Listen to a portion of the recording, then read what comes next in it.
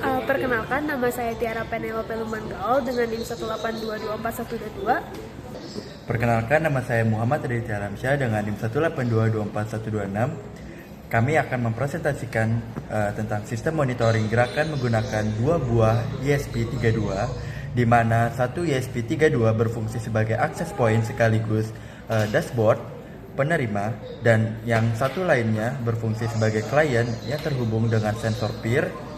Pada sistem ini, data dari sensor akan dibaca oleh ESP32 client, kemudian dikirim melalui koneksi Wi-Fi ke ESP32 access point, lalu ditampilkan pada serial monitor dan dashboard web secara real time. Berikut alat dan bahannya. Pertama ada sensor peer, kemudian dua kabel USB, kemudian dua ESP32, laptop, kabel jumper, LED, sama resistor. Secara umum, alur kerja sistem kami adalah sebagai berikut. Pertama, sensor peer mendeteksi adanya gerakan. Kemudian ESP32 client akan membaca kondisi sensor sebagai data digital 0 atau 1. Nilai 1 menunjukkan bahwa gerakan terdeteksi, sedangkan nilai 0 menunjukkan tidak ada gerakan. Setelah data dibaca, ESP32 client akan terhubung ke jaringan Wi-Fi yang dibuat oleh ESP32 access point, lalu mengirimkan data tersebut melalui koneksi TCP. ESP32 access point dia menerima data dari klien dan kemudian akan menampilkannya di serial monitor dalam bentuk status motion detected atau no motion.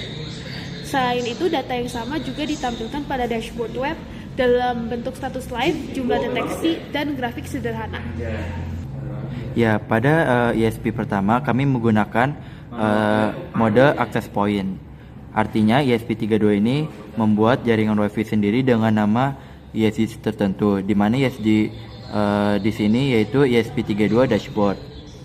Nah, selain membuat Wi-Fi, ESP32 ini juga menjalankan server untuk menerima data dari ESP32 client.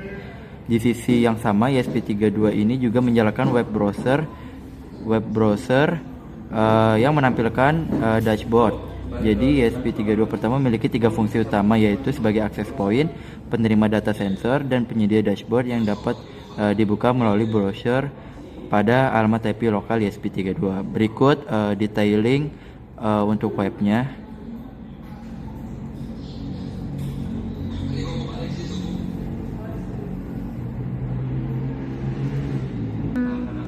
Oke, pada ESP kedua, ini kami menghubungkan sensor peer ke salah satu pin input digital. Ini yang sesuai pada tugas sebelumnya. Jadi sensor peer ini bakal digunakan untuk mendeteksi adanya gerakan di depan sensor. Dan di sini ada fungsi connect Wi-Fi, connectin server, terus kita set up, kemudian ngeloop. Habis itu, misalnya kalau dia kayak tidak ada gerakan, maka nilai yang dibaca adalah low atau 0. Tapi kalau misalnya dia sensornya mendeteksi gerakan, maka ESP32 client itu akan membaca nilai high atau 1. Jadi setelah itu ESP32 itu akan mengirimkan nilai tersebut ke ESP32 access point melalui jaringan Wi-Fi yang telah dibuat sebelumnya.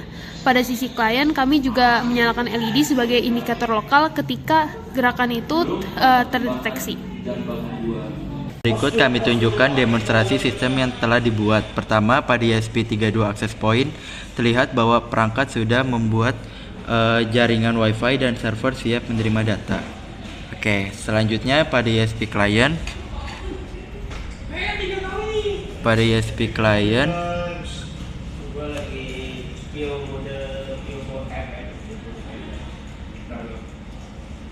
ya. Pada ESP client, perangkat sudah berhasil terhubung ke Wi-Fi ESP32 pertama. Setelah connect berhasil, klien mulai membaca data dari sensor peer. Ketika tidak ada gerakan, data yang dikirim adalah 0. Dan pada serial monitor, access point akan muncul status no motion. Kemudian untuk yang dashboard, pertama kita harus mengakses Wi-Fi-nya terlebih dahulu, seperti ini.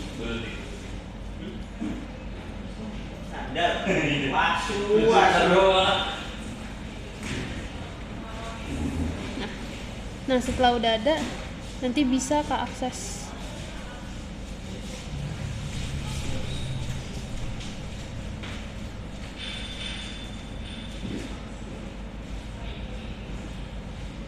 Nah, seperti ini.